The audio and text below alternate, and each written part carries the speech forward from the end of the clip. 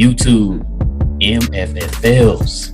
If you guys can't tell by now, by my hat, my background, I'm about to get into the Mavs. So today's video, guys, we're going to do a recap of the very first preseason game here for the Dallas Mavericks. For me, man, I'm just excited. I've been waiting. I feel like it's been forever since we've been waiting for the Mavs to go ahead and start their season, and it's finally here. So let's go ahead and do some takeaways from the game. As you guys know, the Dallas Mavericks won tonight, 111-101. They played the Utah Jazz. Now, I'm going to tell you right now, I'm not one of those overreact type people. I'm just going to kind of give you some things that I saw, things that we can kind of hold on to, things that I feel like could probably change or get better, if you will, going into the season. So the three main scorers, the three leading scorers here tonight were, of course, Luka, Boban, and the rookie from Cincinnati, Carlik Jones. He just showed out tonight, man. I know that he played pretty much around the garbage time where there were other rookies and other guys trying to make the team that he's playing against there in the third and fourth quarter. But hey, still NBA game, still has an opportunity to show that he belongs, maybe not on the Mavs, but on another team. I don't really know how the whole, two-way contract thing works. Like, I don't know if, like, say they like him, but they don't like the other, another one of the two-way players.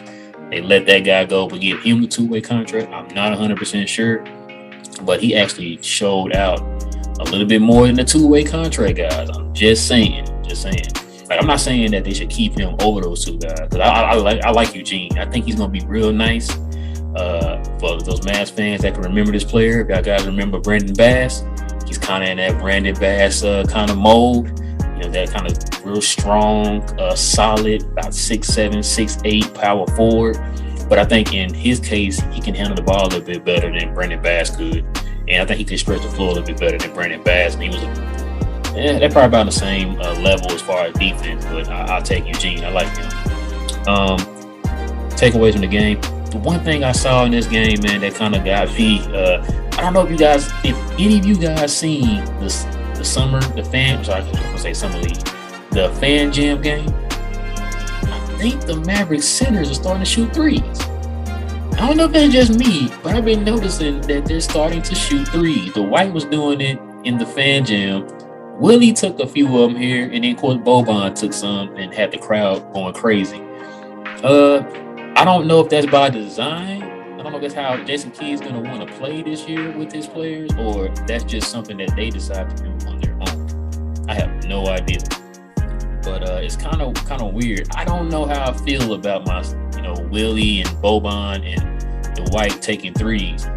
I think in the case of the White, if he can take more corner threes, I think that'll be a little bit better. I think that can open up the offense a little bit more for Luka with his drives, and to kind of give KP some space, because if you're just a rim roller, then we already are going to set ourselves up on defense knowing what you can do. But if you can not only rim run and shoot corner threes, I lie like a PJ Tucker or somebody like that who is very effective on the corner threes, that can do wonders for this offense and can open up a lot of things for the other players on this team.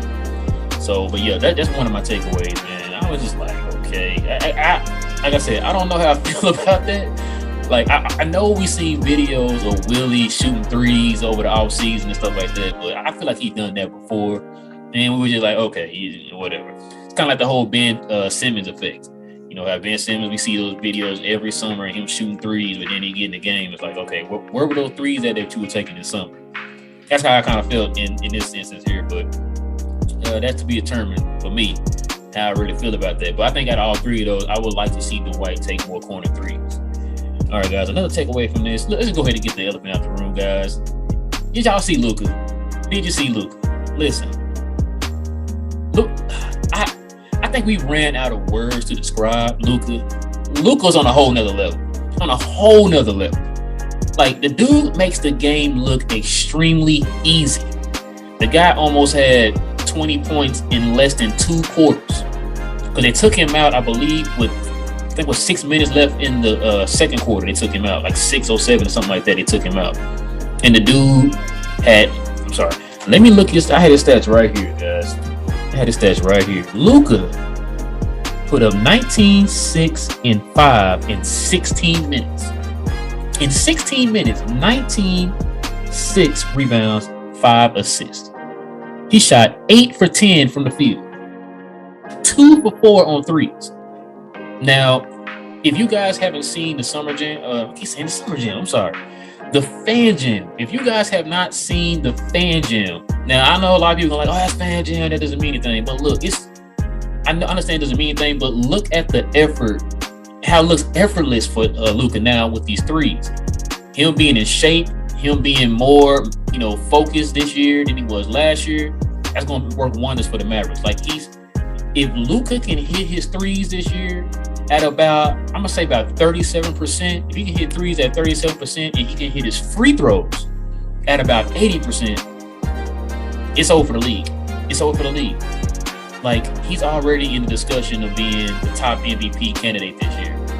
With those two numbers, it's about right there, what I say with the threes and the free throws, he could definitely be the MVP this year. It can definitely elevate Dallas to top 4.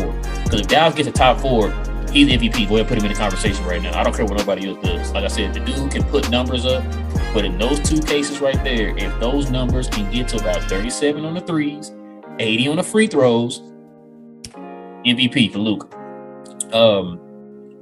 The one thing that I can in this game that I was now, like I said, I'm not one of those guys. I'm trying not to overreact. I know it's the very first preseason game. I know everybody who's played in every game so far in their first preseason game didn't look like, Hall of Famers in their first game. I understand that. It's kind of stretching your legs, letting the blood flow, and kind of getting the idea of how the offense is going to be, who's going to be in the rotation, just kind of seeing what different lineups going to look like. I understand. But we still need to address the defense. Because this team that we played against, I understand it was the same thing with us, but we have to work on the defense. I know that's going to probably be time with trying to implement whatever defensive scheme that Jason Kidd is trying to implement. I know it's going to take time. I understand. But that's one thing for me I feel like they need to kind of touch up a little bit, kind of clean up a little bit, is the defensive side. You have enough wings now that can kind of guard the perimeter now, so that's going to take a little time, and hopefully we'll see that kind of manifest over into the regular season and further on into the playoffs. Something I took away. Oh, another thing too, guys. Now, you guys probably heard us talk about this before. We talked about this, I think, on our last video when we had the questions going into the season. And the question still remains, is Josh Green. I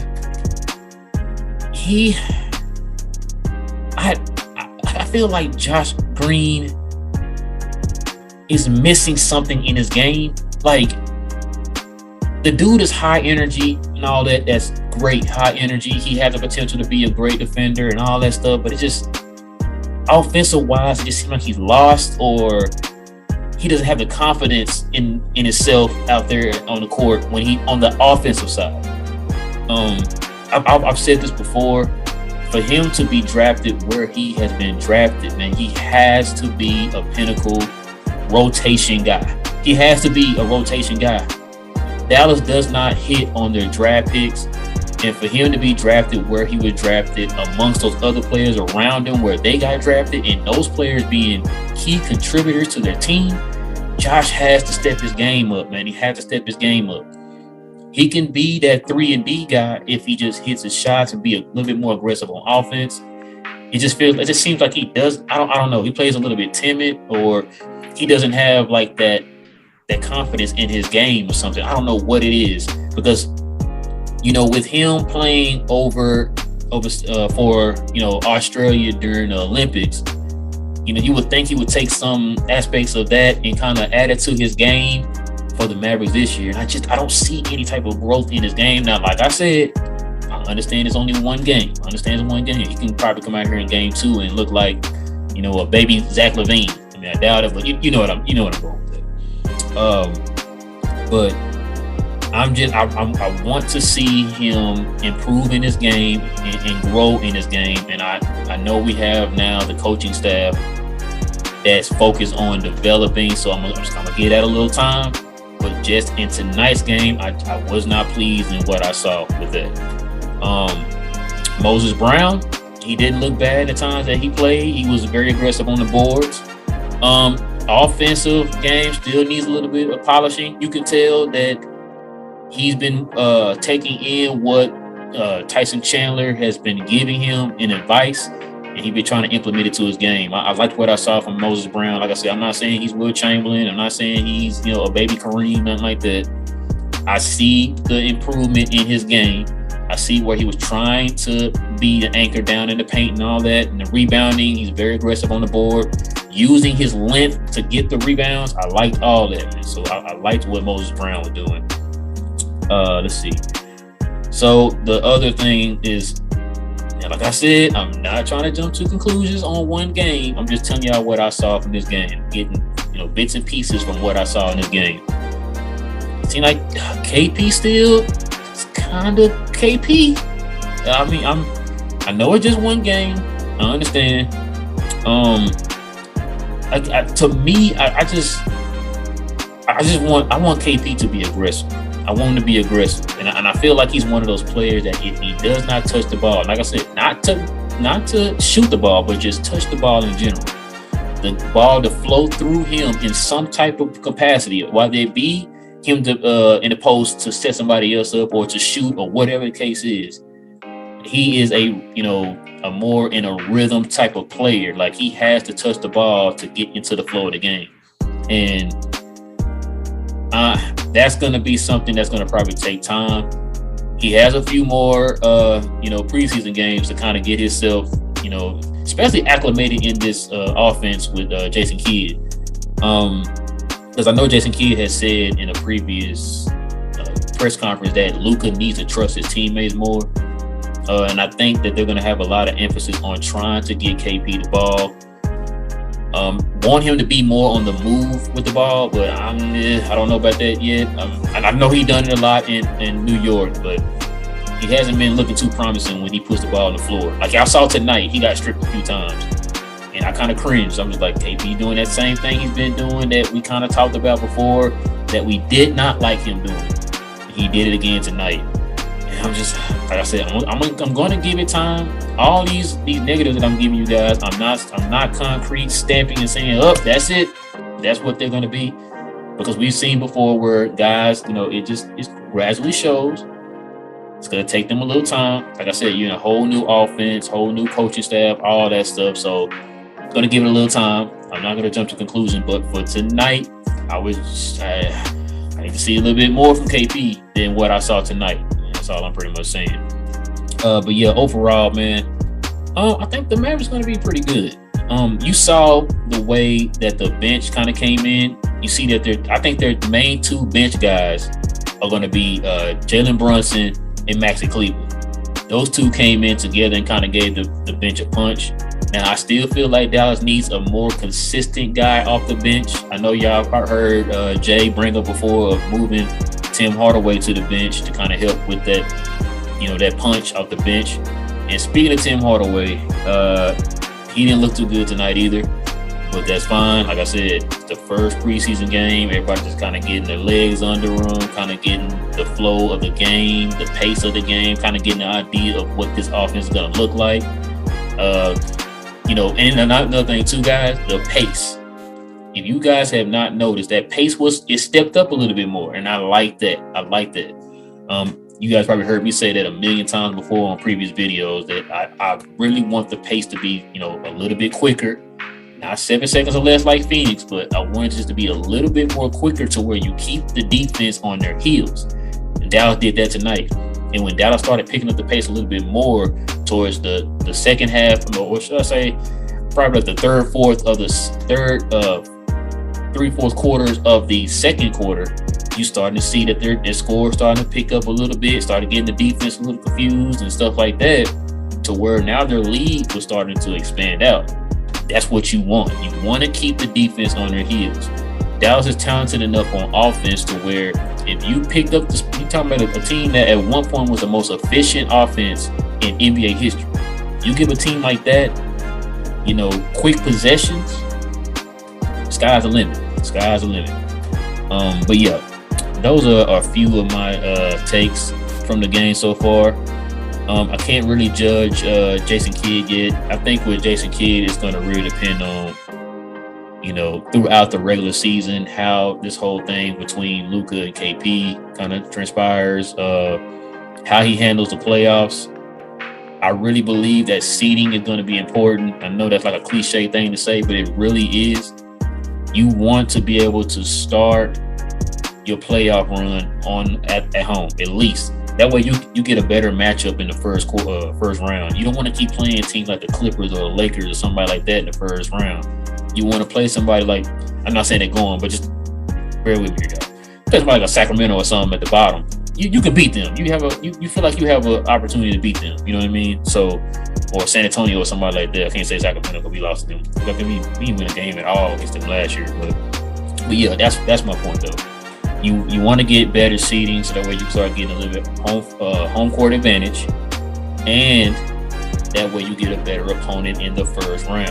I'm jumping ahead to the playoffs. We ain't even had our first regular season game yet, but y'all see where I'm going with that though. Y'all see where I'm going. But yeah, that's going to be the recap, guys, for the Mavs game tonight, the very first preseason game. Like I said, I am excited. I'm ready.